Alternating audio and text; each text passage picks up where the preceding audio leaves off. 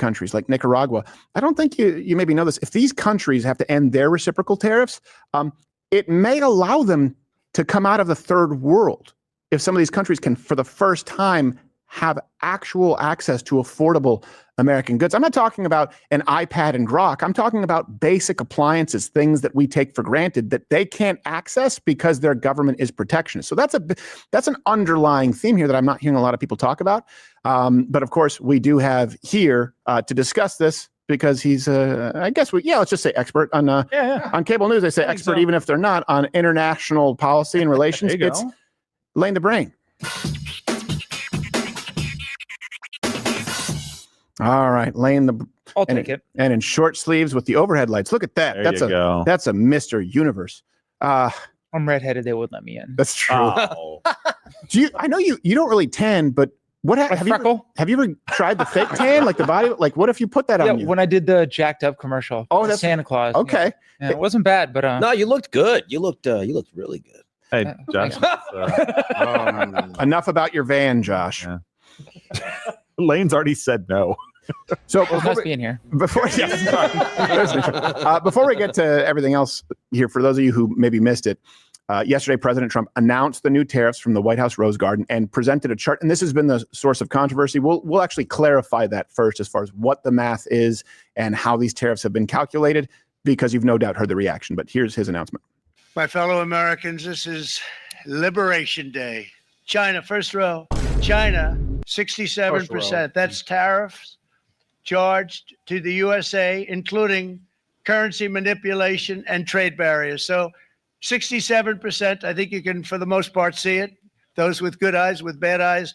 We didn't want to it's very windy out here. We didn't want to bring out the big charts because it had no chance of standing. So we're going to be charging someone there is nearsighted. Discounted reciprocal tariff of 34%. I think, in other words, they charge us, we charge them less. So how can anybody be upset? And again, I don't blame the people for doing it. I think they're very smart in doing it. I blame the people that sat right in that Oval Office, right over there, right behind the Resolute desk or whichever desk they chose. Yeah. And I know some of it's always funny how he has to talk. It's like, bro, I don't blame these countries for their tariffs either. I mean, to call us allies while low-key banning our products, I mean, that's hilarious to me. It's like, really, allies? But I don't blame them. It's like they're trying to protect their economy. They're trying to make sure that their product sells only so the American product doesn't destroy their local economy. That's the strategy of tariffs. It's funny how these other countries can have tariffs, but we have our own, and all of a sudden we're destroying our economy. If that's the case, then why haven't all these other countries destroyed their economy? Because they have tariffs on us, and we buy into their economy more. So how does that make sense? So like I said, it's like y'all want to blame us. Y'all want to get mad at us for having tariffs when y'all been having tariffs this whole time? Before us? Before America? For a long time now.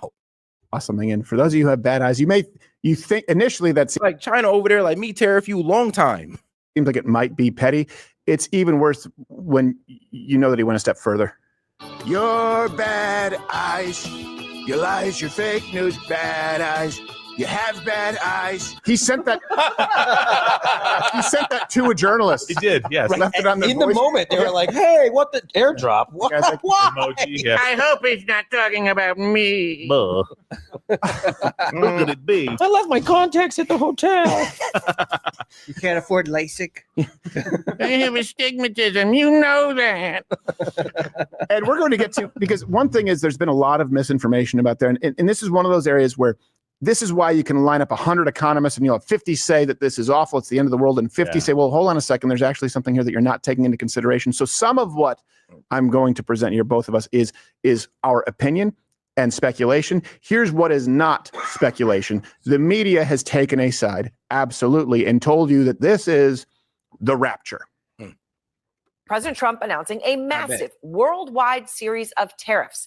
In fact, bringing tariffs to levels that have not been seen, according to Fitch, since just before the First World War. Donald Trump purposefully craters the U.S. economy and threatens to throw the entire world into a pointless trade war-fueled recession, if not depression. There are enemies like South Korea. Yeah, see them. There's like fear mongering on this stuff. Like, really, what Trump is trying to do is protect the middle class and bring jobs back. But the way the Dems are always going to frame it, oh, Donald Trump is going to destroy the economy, this and that. Oh my God. And you know what? I actually like this because the smart strategy for the Dems to do was to wait, then make criticism, because let's say it all went wrong and y'all talking now.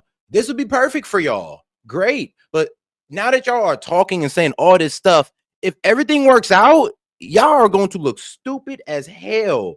The American people are literally going to look at you just like, bro, what was all that talk about everything being cratered when all these jobs are now back? Everybody, unemployment's down. Jobs are being added to the economy. Like, everybody's making more money. It's like, well, what was all that talk you was doing? You know, when Trump released those tariffs, can you please repeat that for us? So this is actually a very stupid, like, strategy by the Dems. Y'all should have left this alone and at least waited, I don't know, 3 months down. But now that y'all judging, I mean, like, first 3 days, y'all gonna look real stupid when things start to work out about a couple months from now. What will be your excuse then? Korea, Taiwan, and China starting to work together. No. Because what Donald Trump is doing. 25% tariff on all car imports are currently in effect.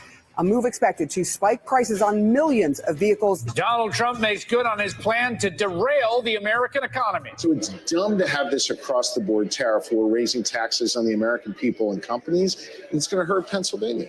Now, before we go to some key facts here, Lane, I know you just said no. And honestly, that's all it really warrants. It's just, no, that's incorrect. It was so stupid. But it is kind of amazing sometimes. Even I'm surprised.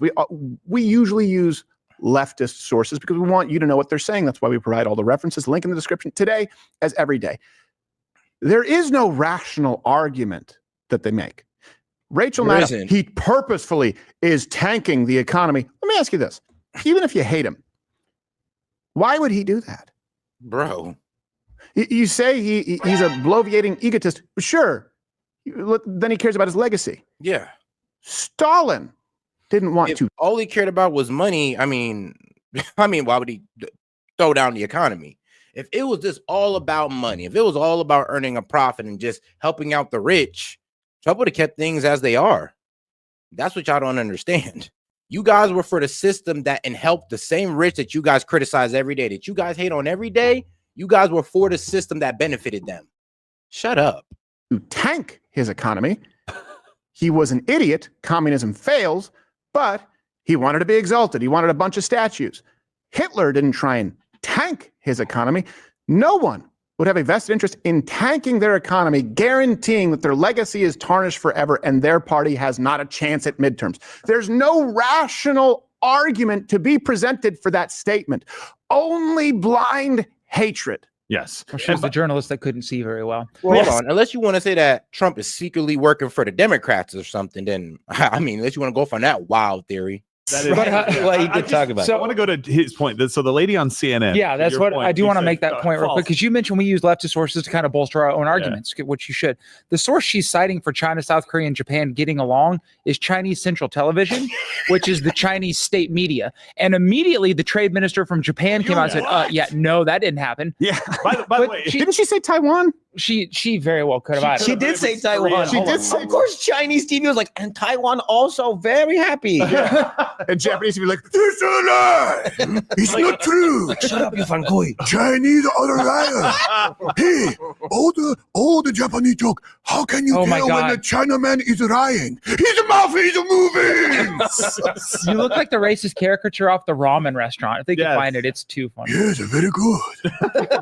Hey, Lane, who knew to take out literally hundreds and hundreds and hundreds of years of wars, and hatred, and violence, thousands. All we had to do was have tariffs. And literally before Jesus was on the planet, this was a war. Man, you know, I seen somebody say something very scary in the chat. Like, and this is what I wanted to challenge this idea of somebody's, right? I believe what your name is, the dude. Now, do you understand that we don't control our industry? So what would stop these corporations, these companies, from escaping the capital gains tax, escaping a higher corporate tax, and just building Mexico? Answer that. I know you can't, but because you guys just hate the rich. You guys think that taxing the rich is the answer when it's not. You tax the rich, they go somewhere else to build their products with cheaper labor and a lower corporate tax. Do you not understand that? You see, y'all thinking that y'all can abuse the rich, and has not the last 20 to 30 years proved that we can't? That when we try to make them pay more, they just move their company somewhere else and take from us, but still get the benefit of selling it to here. Do you not understand the concept? That's what's going on here. Do you not understand? China and Korea are like, hey, we can be friends. Literally, the basis for the entering into, for World War II with the Japanese is wanting to create a superior pan-Pacific race, which specifically does not include Chinese people. You think that our racism is bad? Just look at how Asians treat other Asians. To you, they look far more similar than me or even Lane and a Black American. You don't know hatred until you see Japanese Chinese. But that ended up on CNN as by God news. I mean, Black people think white people are racist. Woo, you ain't never seen Asian racism. Oh man, no. Go look at Asian television. No, actually, shoot. Try to be a Black person there and have a kid. Trust me, they'll tell you that it's probably best you get your kid up out of here and send him to America because it will never be accepted within their society. Trust me, you want to know racism. I mean, trust me, there's more other countries that's more racist than white people. I'll tell you that right now. My Korean coworker called Japanese devious little monkeys publicly and felt good about it. Well, I got the monkey, you monkey. Well, they weren't Black, so it doesn't have the same connotation. No, but I was like, I can't believe you said that. So thanks, Gerald. I can. Well, I could, but yeah. No, I'm saying it would have been. Whatever. Sure. All right. So let's go to some key facts here. Is okay. Number one, like, what are reciprocal tariffs? All right, and the White House, along with that chart, presented some math that got community noted. Their math equation is very complex. We do actually have kind of the net result as far as what the math equation should look like. We haven't been able to verify theirs. But let's first go, what are reciprocal tariffs? That's, according to Donald Trump, not the media, who says it's the end of the world. They're basically tariffs imposed on a country according to whatever rate or penalty they charge us. For nations that treat us badly, we will calculate the combined rate of all their tariffs, non-monetary barriers, and other forms of cheating. And because we are being very kind, we're kind people, very kind, we will charge them approximately half of what they are and have been charging us. I know Americans, we're really nice people. I mean, I always stand on the argument that, I mean, we could be assholes about this. I mean, bro, we could lower our corporate tax to like 10%. Raise tariffs, create a tariff barrier, create a trade barrier like China, like Germany, and we just we could low-key just steal corporations from y'all all day. That's what we could really do. We could low-key take all the jobs from y'all economy and really screw y'all. If we really wanted to be asses, if we really wanted to just put everybody on their heels, I mean, we could do it. But we're a good people. We're good-hearted Christian people, man. Like, y'all should really appreciate that part. And China will say, thank you, sir. May I have another? So they presented this math saying this is how they came to the number, because it's not just about the actual tariffs that they actually put up. It's about a trade deficit too. So in reality, this is what the math equation seems to be. It's a trade deficit with the country divided by the imports from said country. If you do that, all of these numbers add up. And you know it works because the ones that are all 10%, are all countries that we have trade surpluses with. And he's like, screw it, 10% for all of you. Well, 10% was the base. Yeah, 10% was the base. That's what he's saying. No, I'm just like, that's what he's saying. 10% was just the base. So it's just the number that they That's why Brazil and Australia both have 10%. Yeah. Right. Yeah. So, and it brings us to, like, why is President Trump doing this? Okay. Yeah, because we got a surplus with Australia and them. But that's why the base is 10%. It's like, look, if you're 10%, you ain't doing us too bad. So European Union, that's why they got that 10. That's key fact number 2 here is the real reason is to try and reshore manufacturing, to cut some trade deficits, and ultimately to punish China. And that's pretty important, because we've talked about this my whole life, especially being around people in finance. Like, well, China is the next great superpower, and everyone just assumed it. And guys, let's make sure to support this show. I will go ahead and read any questions, comments, jokes, or disagreements out loud. $2 and up. I'll be happy to do so. Even engage with it, especially if it's a disagreement. Thank you. Whoops, my bad. But appreciate y'all, and make sure y'all enjoy the show. Knows that this has been going on, but for some reason it was never covered. For some reason, people were not aware of just how unfair the trade was with China.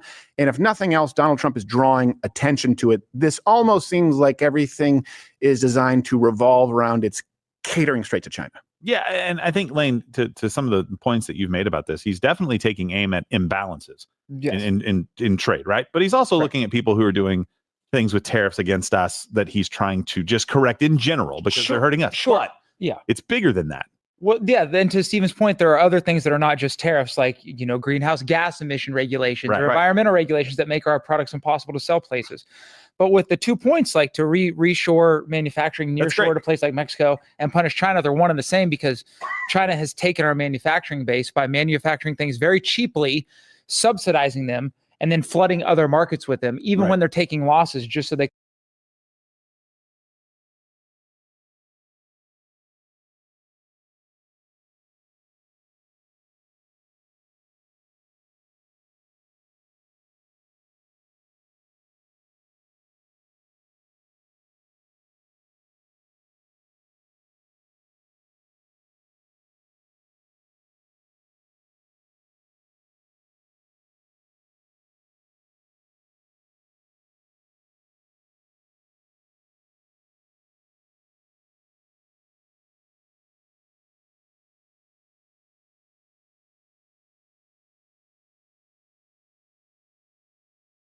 can occupy market space. Right.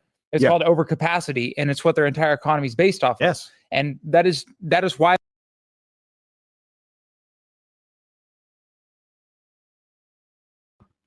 Oh wow, my bad, guys. My bad. But hopefully y'all heard the argument though. What I was pretty much saying was, look, people want to have the argument of, oh, building factories is going to take years. Now, if you mean a year to 2 years, sure. But some of y'all out here saying like, I don't know, something crazy like 5 years to build a factory, and you must not know the power of our construction teams. We got some pretty good construction going on here. So yeah, it's going to be a booming construction for the next 1 to 2 years.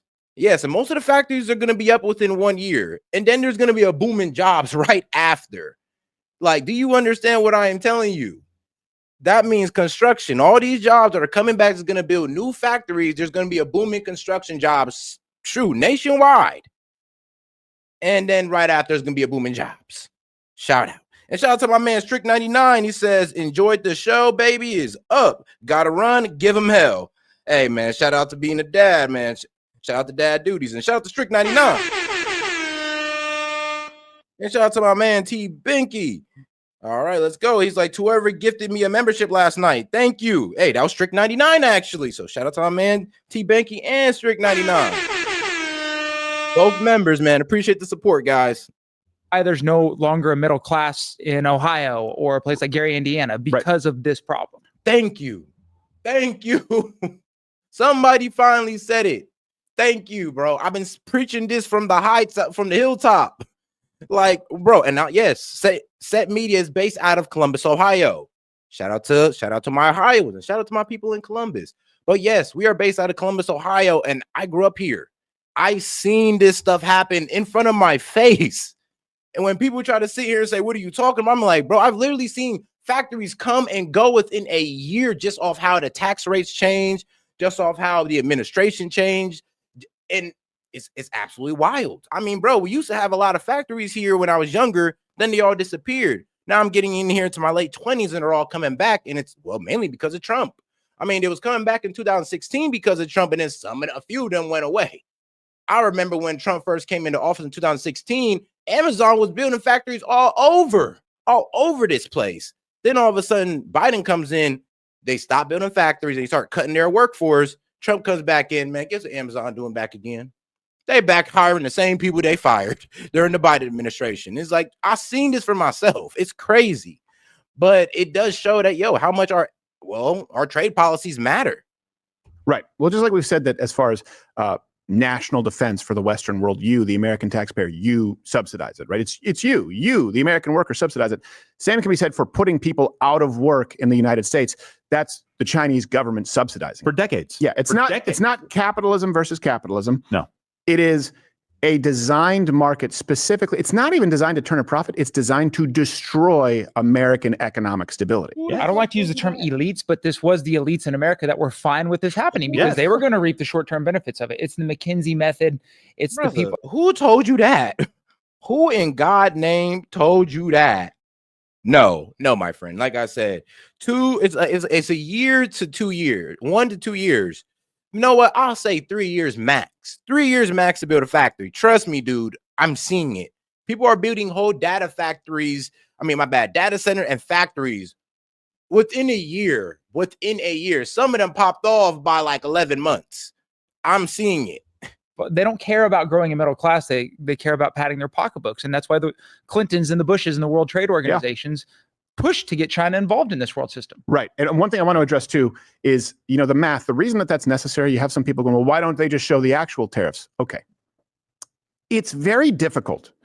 And I know this is going to sound nerdy. We covered the Canadian dairy, for example, it's 250 something %, right? And people would argue, well, actually, that's only the top tier tariff.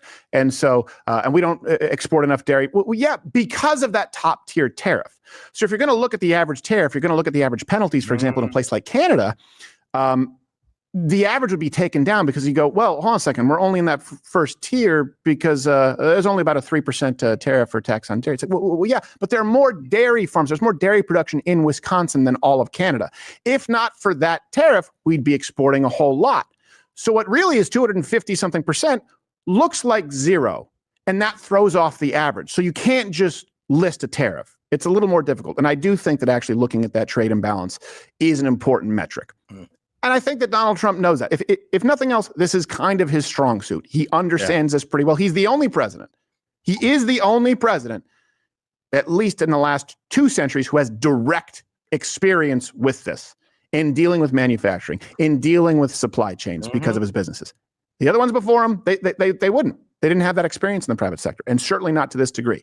So some of this is new, and yeah, I get it. There's some instability in these uncertain times. It's a good idea to be prepared for anything.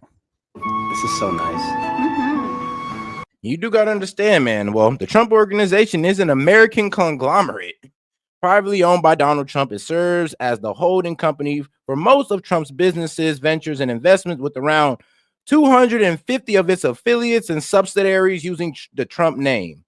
I mean, people say that actually, I think Trump owned like 500 businesses. So yeah, y'all want to talk about some failed casinos, bro?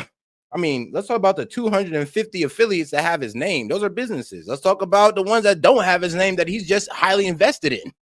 You want to talk about what, 5 to 7 casinos? I mean, shoot, I'll take 7 failures if I can get 500 successes any day. And I guess people don't know. People who never took a risk in their life don't know that, well, when you start a business, 90% chances that it's going to fail. A lot of these business owners won't tell you that, well, the business that popped off for them was like their first, was sometimes their second, third, fourth, fifth. You never know. Next time, it'll be even better because I'll take you to a real restaurant with real people in a real building in the city. What city?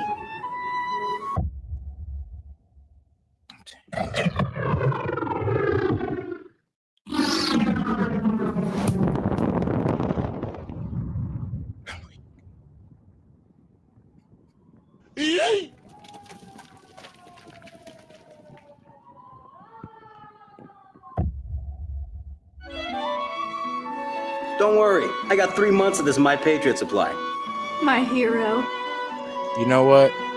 How's that? that? Was probably one of the funniest commercials. They're in the pathway of storms. Yeah. Right now, it's always good to have some water, some kind of a heating mechanism, like a Bunsen burner, and to have some food that can get you through it. So this stuff has a shelf life of 25 years, over 2,000 calories when you're looking at the servings. It's free shipping, 24/7 support, prepwithkreider.com. Let's go back, and we have Viva Fry coming on. We talked about this, but the biggest loser significantly here is China, right? They've been hit with a 34% tariff on top of an existing 20%. Yep. And by the way, backdoor countries like Vietnam have also been hit with a huge rate. For those who don't know, backdoor countries are countries that China uses to funnel their goods, like this.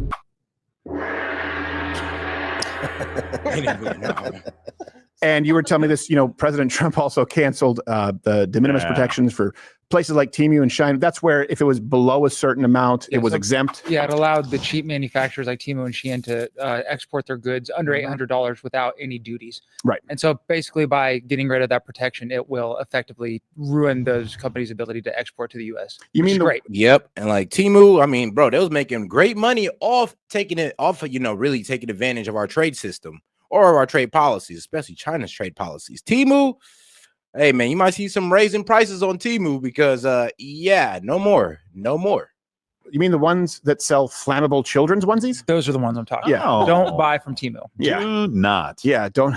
That's huge. That is those companies will, if this sticks, will not exist. Right. Yeah. They will go out of business. And I didn't know this, but so are Taiwan semiconductors? So if you actually look at a lot of these countries, ironically, I remember I actually recently turned down a brand deal from Temu.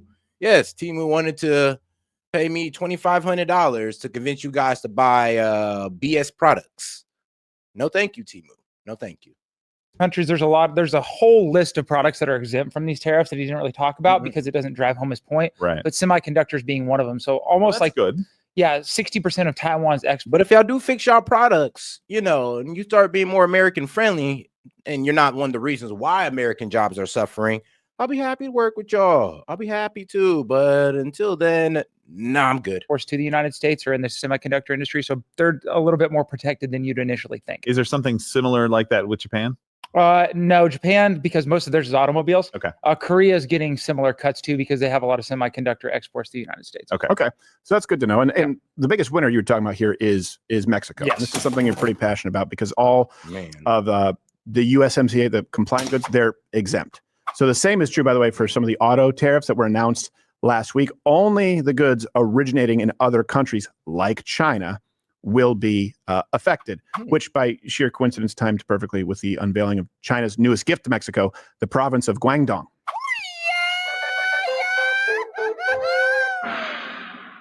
It's racist two ways. That's a nice workaround. I just like Guangdong is it's very hot and humid there. It's a lot like Houston. Is it? It is. Nice. Yes. Except not. Guys, let's make sure to like the video, man. Let's go ahead and double tap that screen. Let's get more people on the conversation. Let's go ahead and push the video. Like I said, double tap that screen. As many fat people, prettier girls. According to some. They speak Cantonese, so do with that what you will. But I don't know what to do with that. I don't either. I hadn't really thought about it, to be honest with you. But you made this point Houston, too. they can't feel their knees. When people talk about, you're shrinking, one of the greatest things for the United States, or at least what could be a very big positive from this, would be an economically prosperous Mexico. Correct. And now if you have a chance for U.S. investment to come in there, they're still going to be able to export to the United States. Their president has been very cordial in this whole deal. She showed you how to deal with it, while the Canadians have showed how to act like children. Yeah. And I think this will really benefit kind of that bilateral trade system. And yeah, if you want the cartel gone, there's nothing better than every Mexican to have a good paying job. Yeah. Really. Yeah. Also, hopefully guns. We can manufacture those. Yeah, I mean, Mexican citizens, not just the cartels. Otherwise, you end up with your head in a. I mean, I ain't gonna lie. The cartel could use the Second Amendment. Like, shit, y'all need to protect yourselves away from these cartel members, because not only have they taken over y'all government, but they harassing the people. The people can't even do good business without the cartel coming over and kicking over your taco stand. Like, it's disrespectful. Turtle. And one-sided. The biggest question mark, I guess, most uncertainty, right? You're talking about this countries like Japan, Korea, Taiwan. Right. This is one people are concerned about. Like they already have some pretty low tariff rates comparatively. It's already quite outside of a couple specific products. Like Japan has a high rice levy, but I don't mind that because we don't export. I mean, we export a lot to them. But the point is they can't really lower their tariffs much more. I guess they could start increasing defense buys, but they're already doing that. The Japanese are already investing a ton of money into the United States. So I don't really know it. I would like and I think behind the scenes, you'll get this in negotiations. Yeah. But you're not seeing at least forward facing. What is the ask from these countries that have apparently up until this point done everything that they've been asked to do? So I could see where there'd be some confusion in those capitals unless there's backdoor. And historically, Donald Trump has been very amenable to negotiations with allies. Correct. I would imagine this is a bargaining chip. Look, the one thing I'm sorry, I know we have time, is Vietnam is the one that's screwed in this. Because so many companies reshored or went from China to Vietnam to avoid this exact kind of tariff. Right. Well, now that's not. God, and you're closing that loophole that they was making a lot of money off of. So they're going to get hurt. But wait, look, man, when you're making money off deception and off screwing over America, I mean, it was only a matter of time until this play ran out for you guys. Pretty much like a scam, and the scam was going and going and going until the scam could go no more. I'm going to help them. Vietnam already dropped all tariffs, and they can't really afford to buy anything else from us because they don't have the per capita GDP to do so. Right.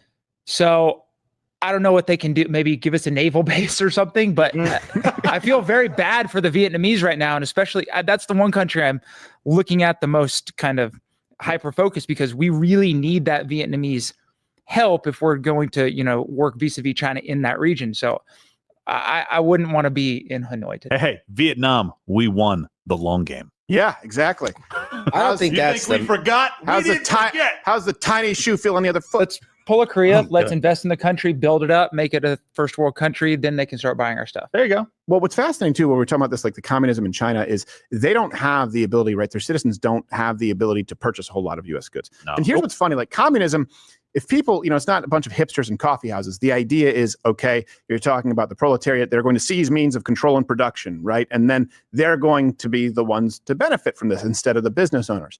In China, they just get the worst parts of communism without even the false perks. Like there's very little social safety net. So it's like, yeah, we're going to be communists, but all you workers, you're actually not going to be able to enjoy the fruits of your labor at all. You're going to be in these factories. Okay, we're going to control everything. You're not going to have a social safety net. And as soon as it's done, you get to make all of the cool crap, and it's gone to America. Yeah. So it's got to be. I often wonder how much the Chinese citizens have bought into the problem. I don't know. It's hard to tell, but someone referred to this as being like a Hiroshima moment for the Chinese economy, because what you're doing is you're taking away their ability to export, which is what their entire economy is driven off of, because they don't consume. They've been trying to switch to a consumer market. But if you're a communist government, you can't give your consumers that much power, right? Because then they start being able to dictate policy. So what do? They can't absorb the. It's like I'm saying, is like you need a consumer market, but your communists like, well, the way their government's structured is like, y'all don't want to give away power, but you have to give away power in order to be a consumer market. It's like, yes, this is why low-key that communist stuff don't work. I mean, when you're doing all these imports and all this good stuff and trying to take over Africa and all that crazy stuff, yes, your people lose out. And the problem with the Chinese government is that you've neglected your people. I mean, the American government, yeah, we neglected our people too, but not like the Chinese government. I mean, they did their people dirty. I mean, housing crisis, low wages, social credits, and all this crazy stuff. It's only a matter of time, China. It's only a matter of time until, y'all get 1776. The consumption from the other countries. Right. And they can't export their way out of this anymore because they don't have any place. They have massive tariffs, even going to the other third-party countries. This is a really great move as far as hedging against China. Well, I do want to...